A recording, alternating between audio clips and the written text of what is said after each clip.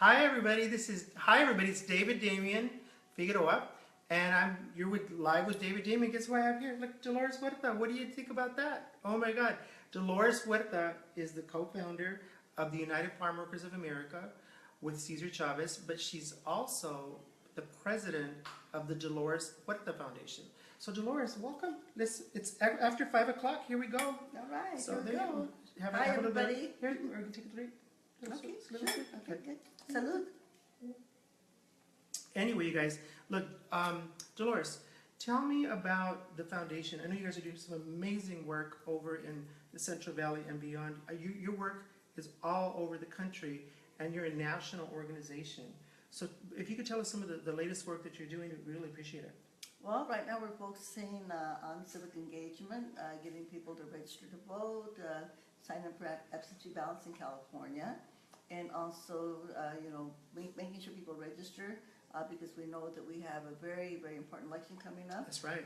On November the 8th, and we know that the Latino vote is going to decide who is going to be the president of the United States of America. How about that, Dave? And there you have it. Okay, and not only If that. Dolores says that's so, then it's so. Yeah, So, and also the Congress and the Senate of Exactly. the United States of America. So it's a very important time. Latinos are in a very, very powerful position Mhm. to use the most non-violent weapon to combat racism and bigotry, and that is the ballot, Oh, I the love vote. that. I And love that's the that. thing. I love that. That's amazing. So look, I'm wearing my Dolores Huerta shirt right here. It says "Dream." This is really, really amazing. I wear this shirt, and it actually has a little spot here. Jimmy put it in the washer, and it has a little bit of Clorox spot right there. So anyway, but I just wanted to, anytime like in your presence, I always feel I'm in the presence of greatness. Oh, thank you, I Dave. know that we're very close, Mhm. and I really, really appreciate our friendship. I really do. Your name means sorrow in the orchards. Dolores Huerta, translated from Spanish, means sorrow in the orchards. Tell me how that impacted your life, having Well, a name like that. It's kind of interesting because, we all think that we know that we choose a path for our lives. But, Mhm. there's a great mystic, Joseph Campbell, who said, actually, your life path is chosen for you. I agree with that. And it's interesting because when I was born, my mother was naming me after my grandmother, Clarita, who died when my mother was a little girl. And so my name was supposed to be Clara Dolores Fernandez. But what happened, they made a mistake. And so my birth certificate reads Dolores Clara. My baptismal certificate reads Clara Dolores. Hmm. And then when I married, my second husband was Mr. Huerta, Ventura Huerta. And when I divorced him, I was going to take back my maiden name, Fernandez. And Cesar said, don't. I said, well, why not?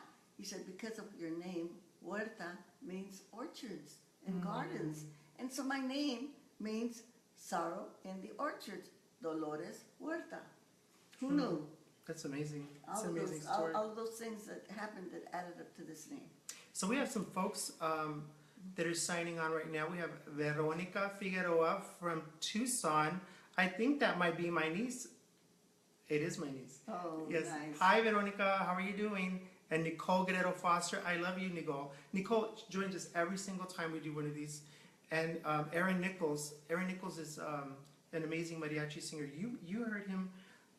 Aaron Nichols was the singer at the vocalist at Lupe Ontivero's funeral. Oh, He was that was- amazing. that was he so sang. beautiful. He sang Oh her my favorite goodness. song. Yeah. But here's another question that just came in. Also from Ignacio Hernandez from Palm Desert, California. Hello, Ignacio. And his name is Jet.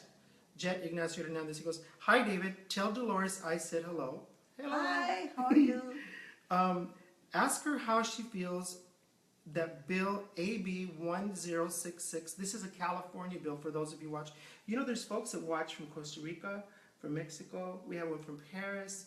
So that's really, really cool. So this is a California bill, AB 1066.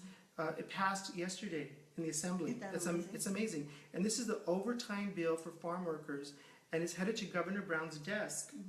And he says, Ignacio says it was well overdue, and that's right. It sure is, like 70 years overdue, whatever. But anyway, I want to just thank everybody out there that contacted their assemblyman and their senator in the legislature of California, asking them to vote for the bill. And I think we can be pretty sure that Governor Brown is going to sign it. This was like the second time around, because the first time it didn't pass.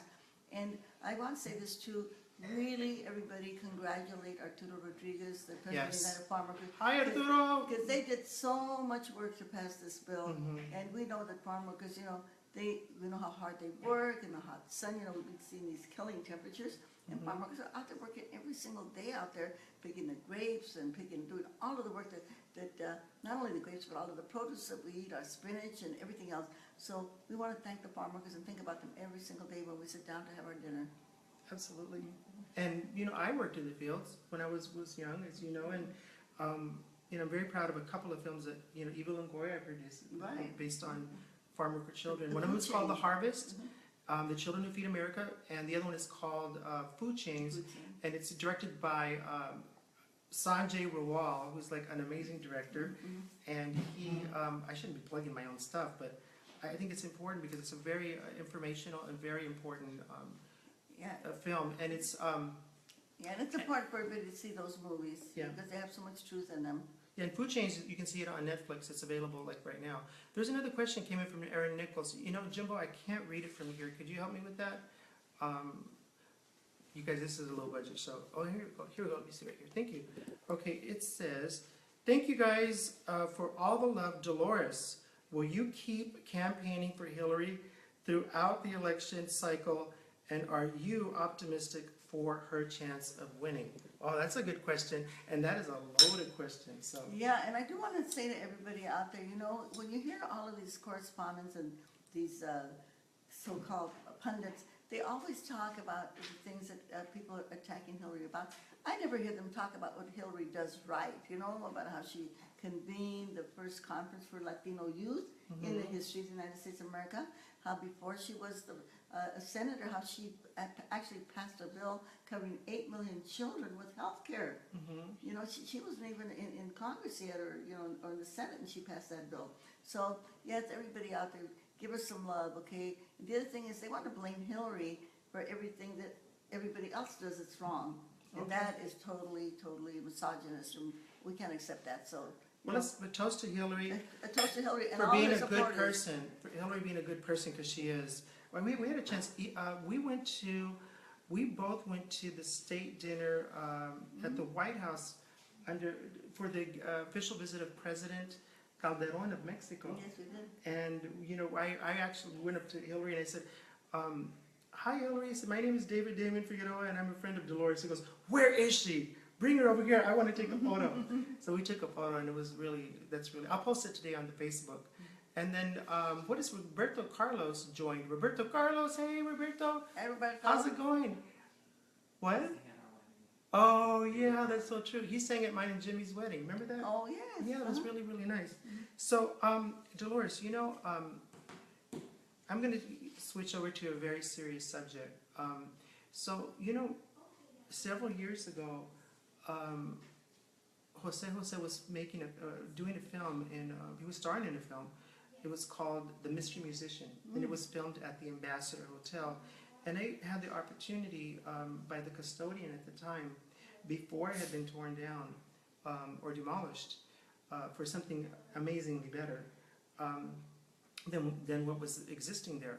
But I was able to tour the kitchen in where Senator Robert F. Kennedy was assassinated, and where our dear friend Paul Schrade was shot and survived.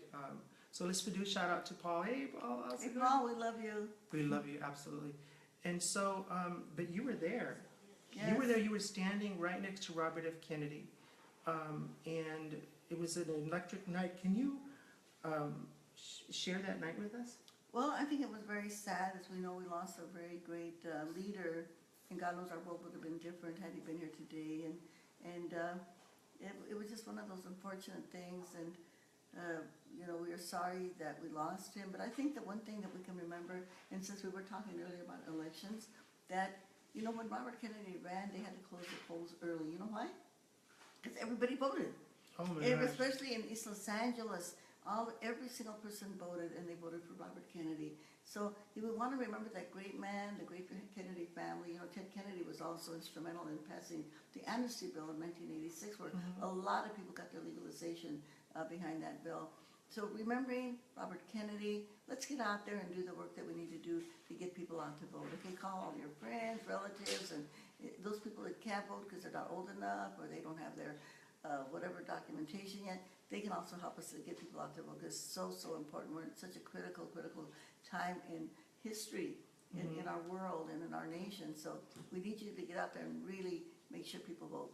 And I think it's very important in society that we are participants in life and not spectators. That's true. Yeah, being a participant makes all the difference because there's people that watch things happen, and there's also people who make things happen, and that's really that's what we always try to strive for. And you know, it's kind of symbolic to talking about Robert Kennedy because you know where that ambassador hotel was at. Trump wanted to build a Trump Tower. Oh, I know. I remember that. And Paul Schrade and Maldip, the attorneys from Maldip, and the community people, we all got involved, and we were able to really mobilize the community to make sure. So at where the Ambassador Hotel was at, as you know, David, there's a beautiful, beautiful complex. There are grammar schools and middle schools and the high schools, and it's all in the name of Robert F. Kennedy, a school for social justice that is really amazing right there on that site. So, you know, Bobby Kennedy's spirit still lives on in all of those children that attend that school. Wow. And there's a huge mural there. Jimbo, do me a favor. Just do me a favor, can you get that over there? So I'm going to show the folks that we're talking about Robert F. Kennedy right now. But you know, Dolores called me one day and she said, Judy Baca, just one of the most world-renowned muralists, she said, you know, we're going to be taking photos of our hands because it's going to go on this huge mural. And thank you, Jimmy. And so this is, let me see if I can show you this. Let's see if it doesn't get a reflection. But that's Robert F. Kennedy. This mural is huge. And those are my hands on the mural.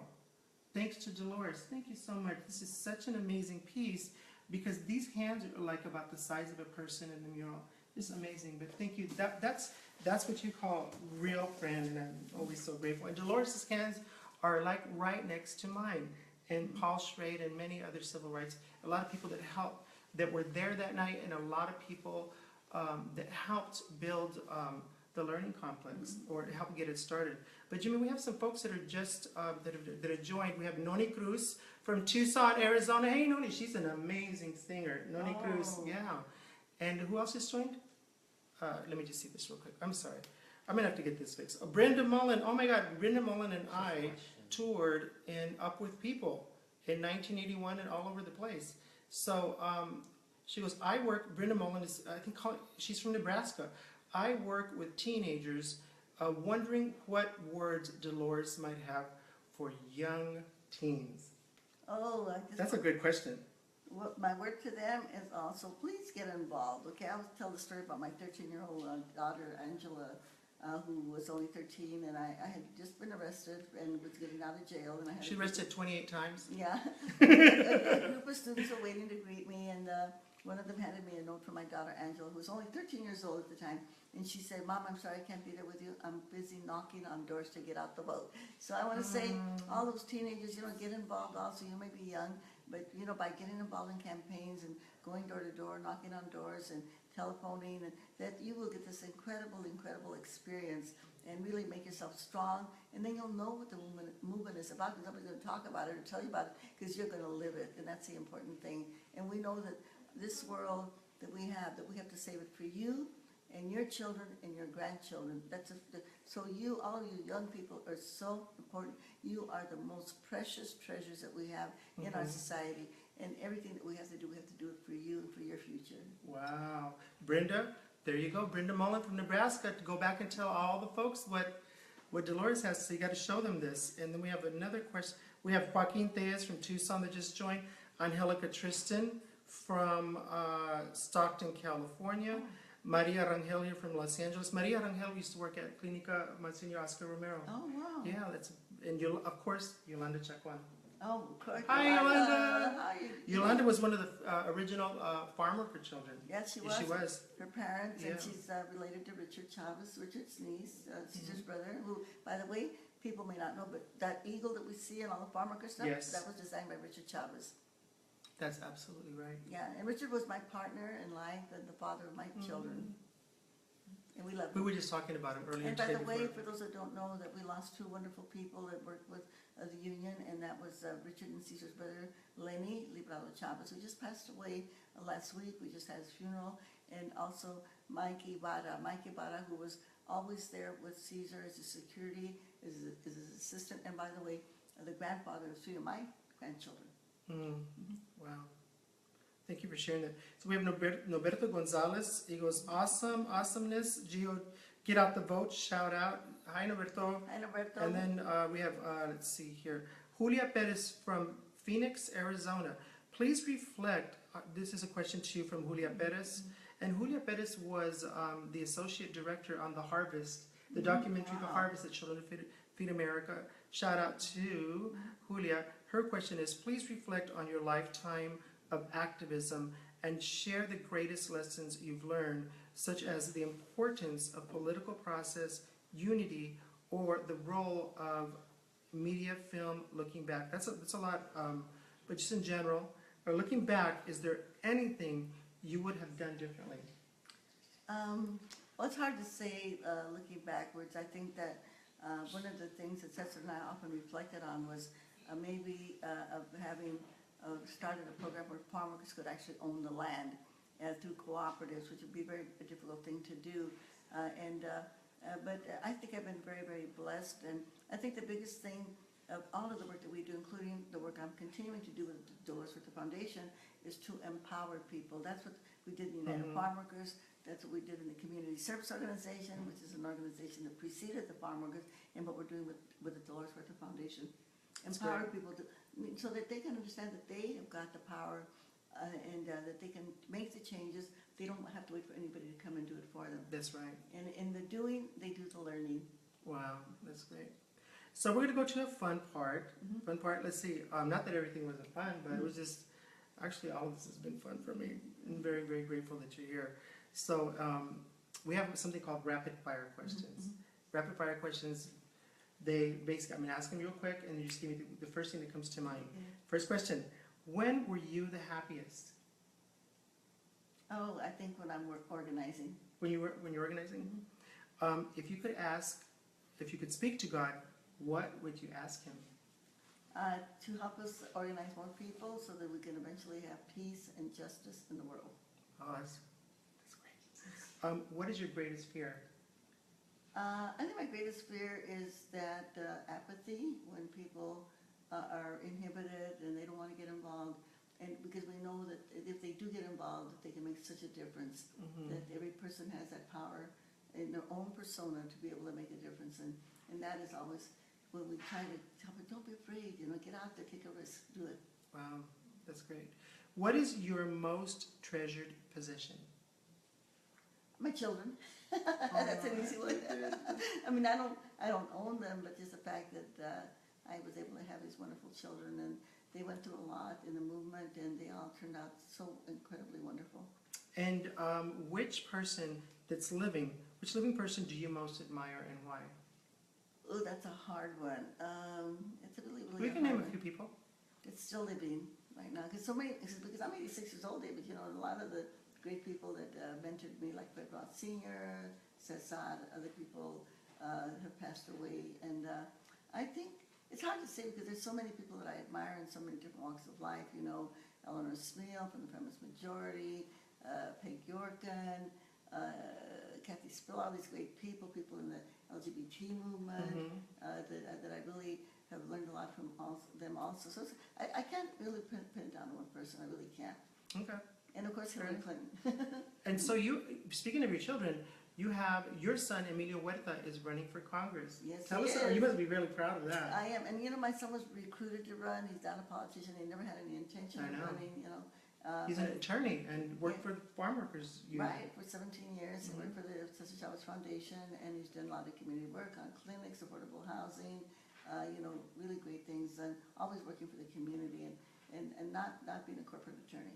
In terms of just trying to make a lot of money. He was right there for service for Right. the community. Yeah. He's always been working in nonprofit and has always been a public servant, which is I think is really the kind of people that we really need in office. They Yeah. really know the people and are working for the community. But you should look up. I'm sorry, please. And I'll just say it's the 21st Congressional District, which is in the Central Valley, California, starting from Arvin, near Bakersfield, all the way to the south of Fresno. Okay, and so you can look him up, Emilio Huerta for Congress. You can look him up on the internet.